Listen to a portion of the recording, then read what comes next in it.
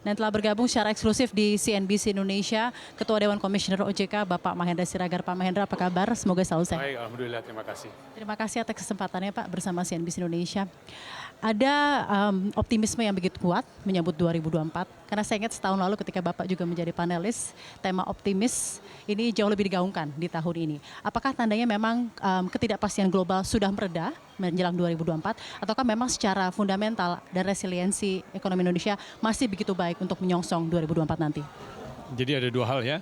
Pertama dari segi kondisi global, saya tidak memperkirakan bahwa kondisi global tahun depan akan lebih baik daripada tahun ini. Tidak, itu nampaknya perakiraan bahwa kondisi tahun depan akan lebih menantang itu dimiliki oleh sebagian besar pihak yang melihatnya.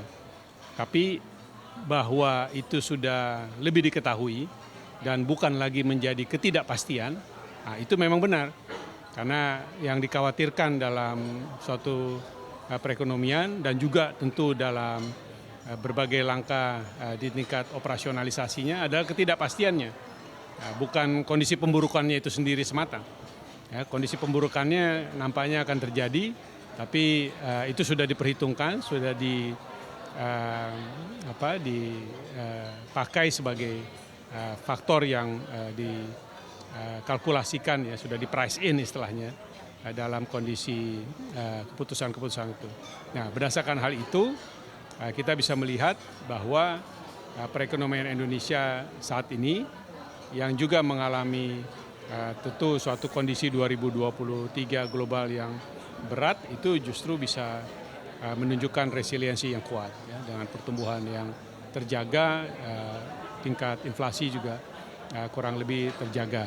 Lalu sektor jasa keuangan sendiri, saya juga melihat dalam tingkat optimisme yang sama, karena kinerja di 2023 yang masih harus berhadapan dengan katakanlah dampak memar gitu ya, dari scaring effect dari COVID-19, semula dikhawatirkan apakah ini bisa menimbulkan tambahan risiko di sektor keuangan, nampaknya bisa dikendalikan dengan baik karena memang kondisi dari industri jasa keuangan itu sendiri, dari segi kecukupan modalnya, dari segi likuiditasnya, dan juga dari segi pencadangannya terhadap berbagai kemungkinan risiko itu jauh di atas tingkat minimum, sehingga memang dalam kondisi yang baik, sehingga pada gilirannya juga bisa tercermin dengan kinerja yang baik di sektor jasa keuangannya. Nah, ke depan ruang untuk pertumbuhan baik itu dari kredit perbankan, pembiayaan dari industri perusahaan-perusahaan pembiayaan maupun juga dari pasar modal, terlihat apa yang dicapai di 2023 ini akan dapat dijaga momentumnya, dan bahkan juga ruang untuk lebih tinggi lagi tetap dimungkinkan dari seluruh industri di sektor jasa keuangan itu. Banyak juga yang disampaikan oleh Bu Menteri Keuangan, Bu Ani, mengenai kebijakan dari APBN juga akan turut membantu dalam hal kebijakan pertumbuhan ekonomi. Saya ingin tanggapan Anda, Pak Mahendra, mengenai era higher for longer yang terjadi terutama berawal dari the Federal Reserve gitu. Bagaimana kira-kira dampak dari era higher for longer ini terhadap jasa keuangan Indonesia? Evaluasi Anda selama tahun 2023 dan bagaimana nanti juga akan meresponnya di 2024 nanti? Karena diperkirakan akan ada cool down pada semester 1 2024. Itu konsensus menyatakan seperti itu. Bagaimana tanggapan Anda, Pak? Kalau saya melihatnya lagi-lagi ya, faktor itu sudah di price in oleh berbagai pihak, termasuk tentu oleh sektor jasa keuangan ya, dan kemudian diinternalisasi dalam mekanisme yang dilakukan dalam penetapan tentu biaya dan juga kemudian tingkat suku bunga ya. Jadi saya rasa kembali bukan higher for longer-nya itu sendiri yang menimbulkan masalah, tapi kan semula adalah ini apakah akan naik lagi, apakah sampai seberapa lama dan sebagainya.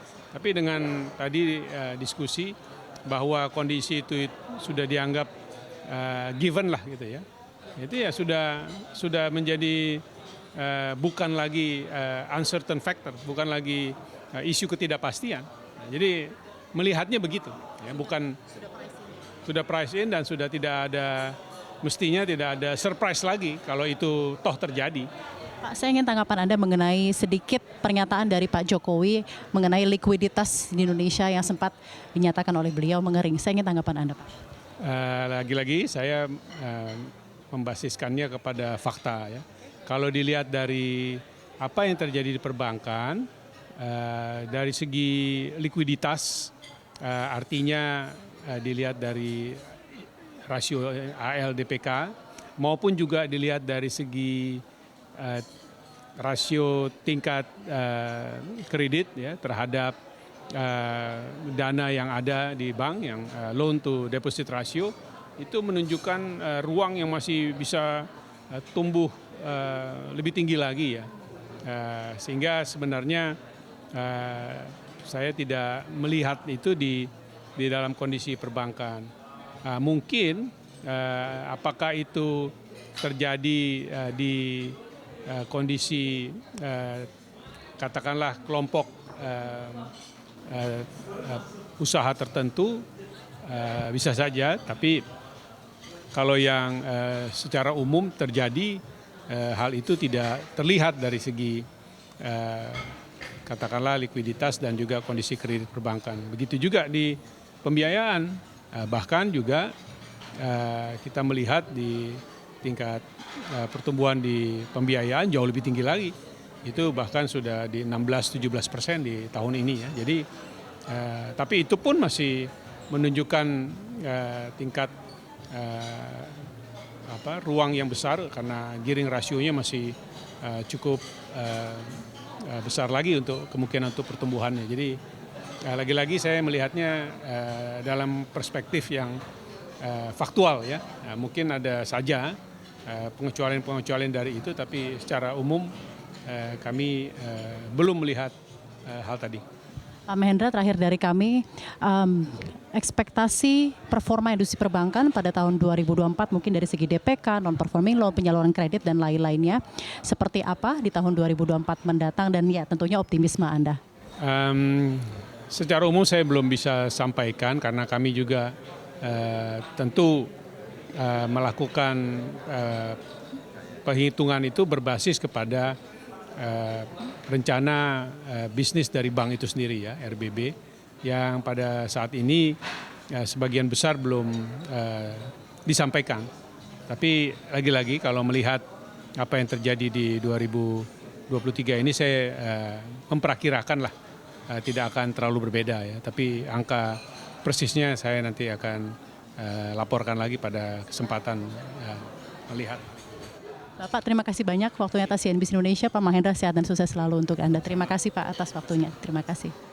Demikian perbincangan kita bersama dengan Ketua Dewan Komisioner OJK, Bapak Mahendra Siregar, CNBC Indonesia Beyond Business.